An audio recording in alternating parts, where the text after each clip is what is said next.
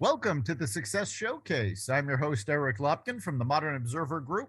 And with me, as always, is Chip Januszewski from the Happiness and Success GPS. Chip, how you doing today? I am doing great. How you doing, Eric? I'm doing fantastic. And Man, we're July. Crazy. yeah, as we record this, there is a bizarre heat wave going on around the world. England today hit a record 111 degrees. We've got rain here in Connecticut. There's high humidity all around the U.S. So, Yeah. people are dealing with all of that. Yeah, and we're looking forward to 6, 7 days of 90-degree weather here too after today. Yep. So welcome to the dog days of summer. There you go. So today we're going to talk about putting together a personal growth plan. And we've discussed this on a couple of previous podcasts. But today we're going to talk about taking a holistic look at your personal growth. And I've spoken to a number of people, and a lot of folks have had trouble putting together a plan because they'll put one together and they'll move forward, but then something that they're not working on comes up and sort of hits them in the behind and knocks them off course. So what we're going to talk about today is taking a holistic look at your personal growth. And one of the things that I came up with that I think works, at least for me, is separating your personal growth plan to make sure it takes care of three different areas. And those areas are work, home, and self. And when you categorize it that way, it sort of helps you organize things a little better so that you're not taken by surprise by something you're not working on. Yeah, that makes a whole lot of sense because, I mean, obviously, personal development plan, personal growth plan, it has to encompass all those areas. I mean, some people might go straight to the work thing because that's where you're making all the money. Some people may go to the home plan because of the family and so on and so forth. And then the self, a lot of people don't even look at that much. And that's really so important to work on your mind as far as personal development work. And if you have a personal growth plan, you should be reading and developing ways to make that better. And then obviously your health is very, very important, keeping yourself physically fit. And then we talked a little bit about spirit or your inner driver, your source, what really, really keeps you going deep down inside. But everybody's got to find that passion and purpose that really gets them going. And, the great way to do that is a lot of self-analysis up front. And, we both talked about teaching this, but write down all of the things that you're good at doing, all the things that you like to do, things that you don't like to do, things that you're interested in, and so on and so forth. And by the way, this is a good thing to share with spouses or do this with your children and so on and so forth, because this will really help direct you towards what you think you are meant to do. And once you put all these things together and you try to figure out what your passion and purpose are, this will go a long way in doing that, because everybody has a passion or a purpose to somehow help out mankind or give back in some way. And the best way that you can do that is really play to your strengths and things that you like to do. And that when you put that together and you make a career out of that, it's really not work. So it's going to help you out a lot. Absolutely. And one of the things that I found that people find frustrating is that they don't feel that they're making progress. And one of the reasons, in fact, the main reason that they don't feel they're making progress is because they don't start off by taking a baseline. If you don't know where you are, you're not going to know when you get where you're going. So before you start putting together your plan and figuring out where you want to end up, you need to take some time to figure out where you are. And in work, that's about what is your job? What's your salary? What are your benefits? Are you doing what you want to be doing? Home, it's the same. What's the status of your home?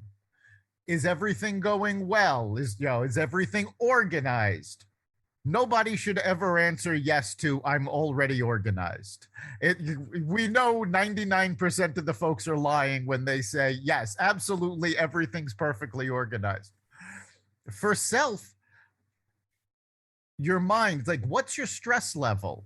For your body, what's your weight, your blood pressure? I mean, the best way to get a baseline for your body is actually go get a checkup and see where you are.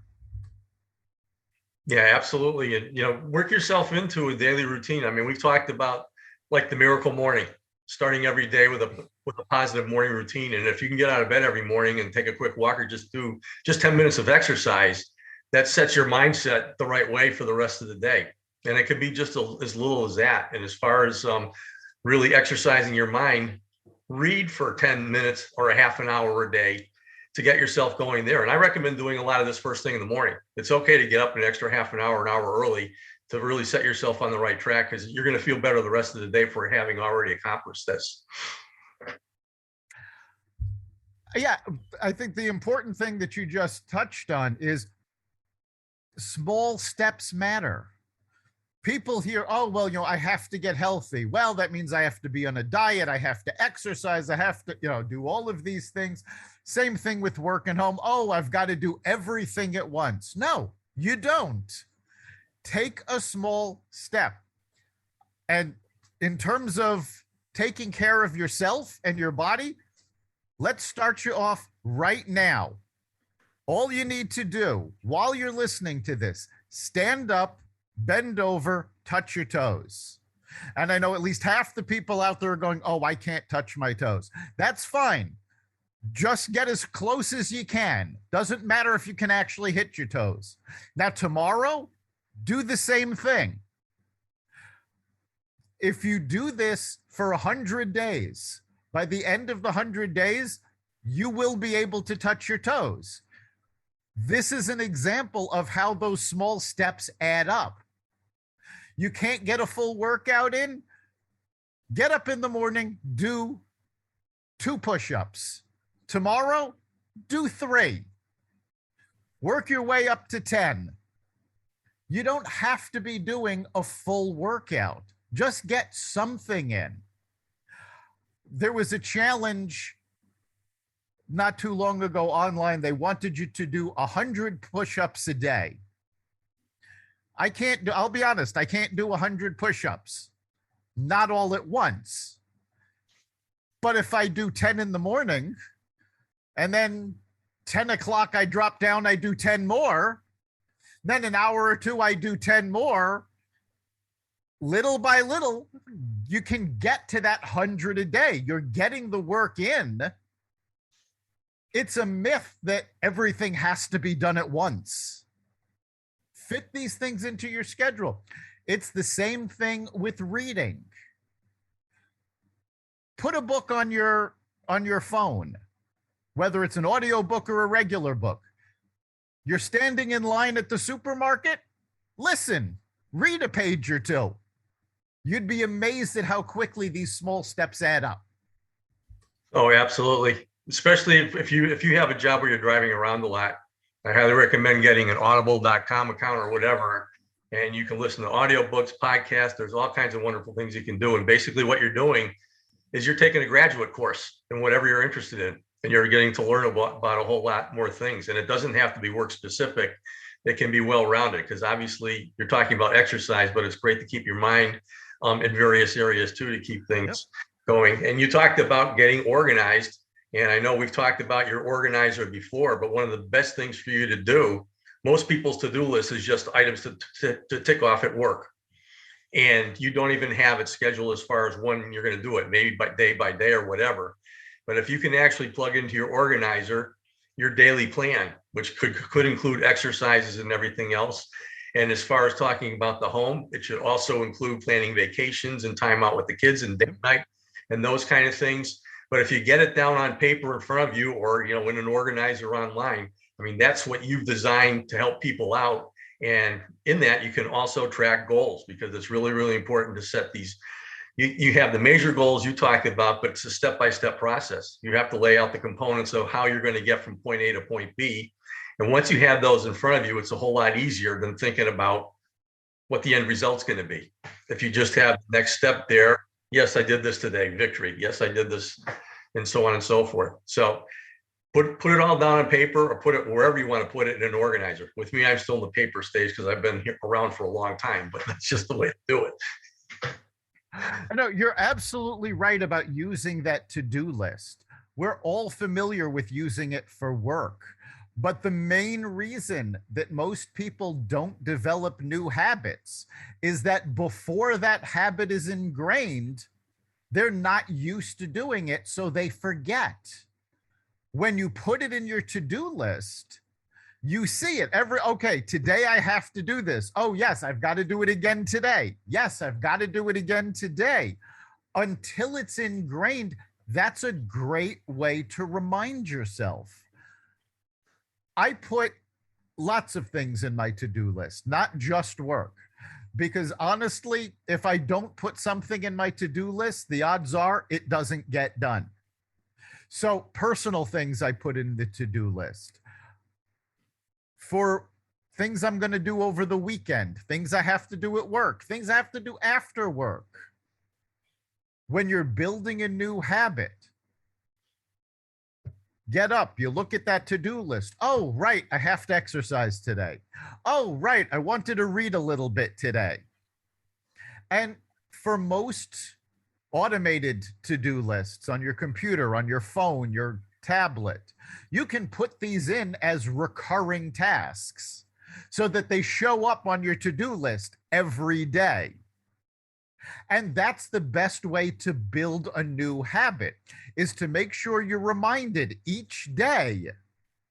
And there is an amazing book called Atomic Habits, and it talks about building habits on habits. So it's, let's say you want to take a multivitamin every day. Well, you get into the habit of having your breakfast. Build on that habit so that when you have your breakfast, you're also taking a multivitamin. And it's built on something that you're doing already. This way, you've got that built-in reminder. It's like, oh, yes, I have to take a vitamin. What reminded you? You're making breakfast. So you can build helpful habit trees almost, where one habit leads into the next to get you going on your day. Yeah, and if you have a doc, if you're like me and you like to have things on paper, it's really easy to just write a routine down on paper every day and take a look at it. And if you are into working out of your home and having a home office and so on and so forth, visualization is a big part of things. I mean, I surround myself to make my work atmosphere very happy by having a lot of family pictures there on my calendars. But you can also have that to-do list there that just reminds you, exercise, read, and personal development, 1, 2, 3 every single day, something like that. And if that's right in front of you, it will become habit very, very quickly. I mean, all you got to do is do it for like 2, 3 weeks, and it's just going to be there. And once you get that going, it's just a great way to get off. And if you accomplish, again, a few things right off the bat, first thing every morning, it provides fuel for accomplishing a lot of things on that list the rest of the day. But if it's in front of you, that's the best way to do it. Absolutely. You have to have your to-do list somewhere where you're actually going to look at it. You know, putting it on a legal pad and tossing the legal pad in a drawer doesn't do you any good unless that's a drawer you open every day and it's right on top. Put it somewhere where you know you're going to see it. I have a to-do list that appears on my phone, my tablet, and my computer. And as soon as I turn on my computer, that launches. You want to have it on paper? Do you grab breakfast out of the refrigerator every day? Put it right on the refrigerator so you see it when you go there. It has to be in front of you, somewhere where you can't ignore it. No, and one of the things to do, I mean, you know that I do a lot of things using Excel spreadsheets, including my daily planner and my to-do list. And all I have is I have the next 6 weeks of my calendar, hour by hour, day by day, with my to-do list there. Every single day, I'm carrying that around with me. So if something new comes up, I just write it down in there so I can put it into my big BlackBerry thing, which is my calendar for the whole year later on. But I also have my to-do list in my pocket. And every single day, got a pen there. If something comes up, just write it on the list, adjust it. And that's a really, really easy manual system for those of you who don't want to use all this technology out there to do something. Just carry a sheet of paper around, have the to-do list on that, and add to it, and cross the stuff off when you're done, which is a lot of fun. Absolutely. And in fact, if you want to use pen and paper and you're going to carry it around, I highly recommend getting a journalist's notebook. And they're available at every office supply store. But what a journalist's notebook is it's shaped a little differently. It's a notepad, but rather than a rectangular pad that everybody used to, it's taller and thinner.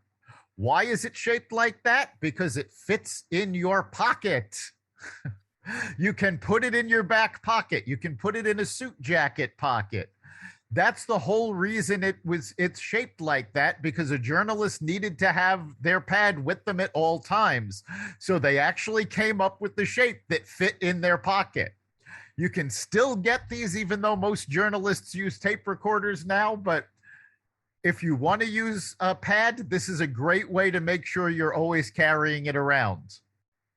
Yeah, absolutely. And then the other nice thing about having everything written down or on your phone or in your computer and so on and so forth is you're going to sleep a lot easier at night, because you're not going to be thinking about, oh, what do I have to do tomorrow? If you get yourself organized so that it's right there and you have confidence that it's there in front of you, that allows you to go to bed feeling comfortable about your accomplishments during the day instead of worrying about what you're going to be doing tomorrow, which is so, so important, because sleep's a big part of this thing too, as far as bodies and health. Yes, sleep is so important. Forget about the people telling you, oh, I'll sleep when I'm dead.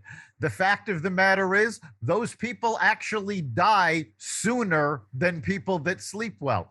Sleep is very important. It cements your memories in place. So if you feel you're getting forgetful, chances are you're not getting a good night's sleep. It's when your body does most of its healing. So if you want to stay healthy, you need to get a good night's sleep.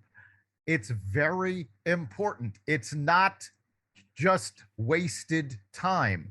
Your mind is still active. Your body is still active, taking care of itself while you sleep. Absolutely. So getting back to putting everything together, it's really, really important for you to be working on yourself as far as what you are looking to do in life. What's your passion and purpose? What gets you out of bed every day that really gets you excited?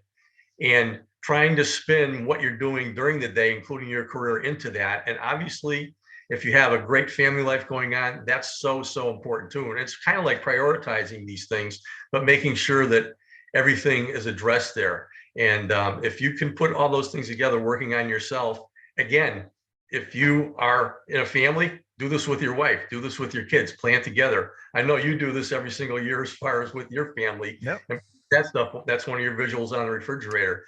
But the more you do it together and realize that, we are social people and we are meant to be doing things together and helping each other out, the better off you're going to be. Those of you who are on networks and go out and network for business, network with people to do other things too. Plan some events on the side, get involved in some organizations that are philanthropic or do things for various different reasons. But it's really, really so important to have a social element to this too, family and also outside. Absolutely. I can tell you firsthand, just a few weeks ago, I had a dinner where it was a couple of folks that work on our sister podcast, Lighting the Candle. We went out to celebrate the 100th episode. We did it a little late. We're, well past that now. But I have to tell you, there was no work involved. It was just people talking and eating and telling stories. And by the end of the evening, I haven't been that relaxed in God knows how long. And You need this. There's a lot of talk about, you have to get in touch with yourself, go out into nature. If that works for you, that's great. For me, that doesn't really work. Nature doesn't calm me. This, spending time with good people, just talking and telling stories and telling jokes, this relaxed me. So you have to find what relaxes you. And don't worry if it's not the same thing as all the books tell you you should. The books are written from a single point of view. Your point of view may vary. You have to do what works for you. And again, that's why it's so important to take this holistic view, because what's going on in your work life, what's going on in your family life, and what's going on with yourself, it's all tied in. If you're in a job that you can't stand, and most of us have been there at one time or another, I have very often described my last corporate job before I started my own business as I was losing a little bit of my soul every day going into this job. Figure out where it is you want to be. It's the old interview question. Where do you see yourself in 5 years? Well, don't worry about where you see yourself in 5 years. Figure out where you want to be, whether or not it's realistic, and look at where you are and figure out what you need to do to get from point A to point B. Is your dream job, something that requires a professional certification that you don't have? Start going after it. Learn more, read up on what's going on. That way, you're not just improving your mind, you're also improving your work. And let's face it, if you're happier at work, the people around you at home are going to be happier too, because you're going to exude that. So it's all tied in. Your health, your mental well-being. You need to take care of all of it. And that sounds overwhelming, which is why we keep saying, take small steps. Yes, you hear me talking all the time about just present moment. And the most important thing is to guide every present moment with positivity, because every new present moment is an opportunity to do something good. And you realize that life is always going to have its ups and downs. But if you have that positive mindset to begin with, realizing that that person in the mirror is a pretty darn awesome person that can accomplish things. And most importantly, what you talked about as far as that night out with your friends, celebrating your accomplishments, celebrate what you're doing together, and so on and so forth. I mean, when you're done with just completing one task towards the big goal, celebrate yourself, give yourself a pat on the back. It's okay to like yourself. The bottom line is you'll know if you're being arrogant or if you're just being genuine from your inside self, your inner self, which is what's pushing all this stuff at the beginning. So it's so important to develop and maintain that positive mindset, which there's tools to do that. One of the easiest ways to maintain that is to just develop a daily practice of gratitude. Write down things that you're grateful for. Start every day in the morning thinking about it, reading it at night before you go to bed. And then I always talk about the throwouts, throwing out our automatic bad habits like criticizing, complaining, and judging, and all that other kind of stuff, where nobody likes to be the victim, but we automatically do that just because we know supposedly that we're unworthy of other things or that we don't have the stuff that other people do. Think about what you do have. Put that down in your gratitude journal. Concentrate on that next time you feel like judging somebody. Absolutely. I mean, most of our audience is in the United States, and everybody in the United States is in the top 1% of the global community. So when you're looking at other people going, oh, well, they're rich, I don't have that, it's not fair. It's like, well, in other countries, they're looking at what you have and going, my God, they have so much. Be grateful for that. And you know what? A lot of those people are a lot happier than we are over here because they concentrate on the important things, which is exactly what we're talking about. Yourself, your home, the work comes in there too, but they have their priorities straight and what's important is straight. And they're so much more together as families, as communities, and so on and so forth as a result of it. Absolutely. And, we're getting close to the end of our time, but before we do, I want to talk about one other topic, and that's burnout. Burnout is something that is almost an epidemic. And what most people don't realize is that burnout is caused, it's almost entirely self inflicted. And it's because the reality of a situation doesn't meet your expectation. Now, why do I bring this up when I'm talking about putting together a personal growth plan? Because that plan is actually a cure for burnout. Because when your reality does not meet your expectation, that growth plan is about how you get to your expectation. So if you have a plan for getting where you want to be, even though you're not there now, that helps relieve burnout. And it also helps avoid it because you're accepting, oh, okay, this is not the reality I wanted, but this is the reality that's here. And I accept that, and I'm putting together a plan to get where I want to be. As you know, as Michael Jackson said, you have to start with the man in the mirror.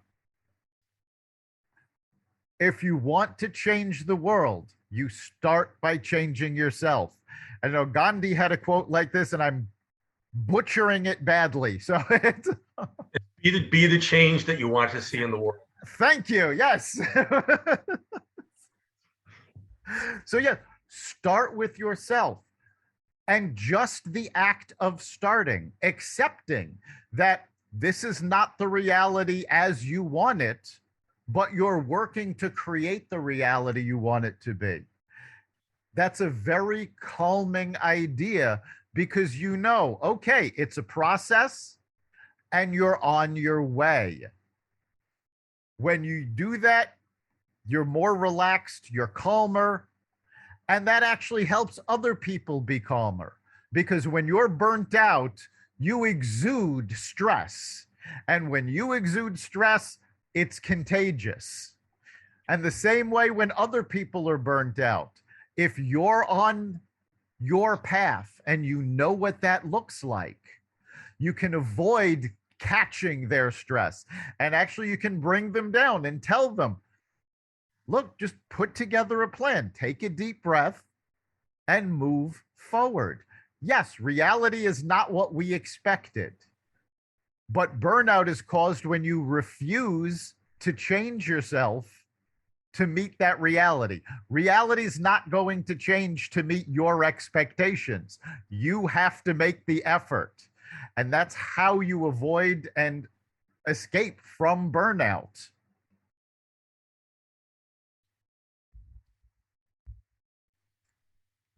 All right, so we're just about at the end of our time. So, Chip, what do you think is the big takeaway for today?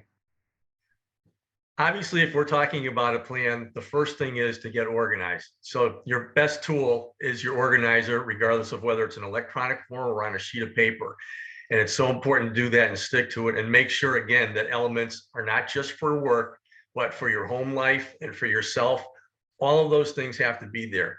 Number two, realize that every moment is a new opportunity to do something positive. So feed everything with your positive attitude. Develop your practice of gratitude to keep yourself focused to avoid the burnout things. Next time you're looking at something that's bad, there's a whole lot more things that are good out there than are bad if you only look at them and emphasize those instead of the negatives. And then just stay the course. Celebrate every time you are achieving the smallest thing and move ahead, because that's like fuel to just get yourself going. So go out there and have fun, enjoy. Absolutely. I think for me, the big takeaways are start with a baseline. Know where you are so you can figure out how you're going to get where you're going. And over the weekend, I was talking with a professional organizer, and she said something that stuck with me. She said, if everything is special, then nothing is special. Be prepared to let things go, whether that's clutter in your house, emotional baggage. Be prepared to move forward and don't let your baggage drag you down. And you can do that by maintaining that positive attitude. And it actually works as a spiral. The more positive you are, the more negativity you let go, the easier it is to be positive. So put the plan together, know that you can do it, and be willing to change. You've been listening to the Success Showcase. You can catch us every week at xvadio.com/podcasts, the Apple Podcasts app, Google Podcasts, Spotify, iHeartRadio, Stitcher, Amazon Music, Audible, and wherever you find podcasts. We'll see you next time.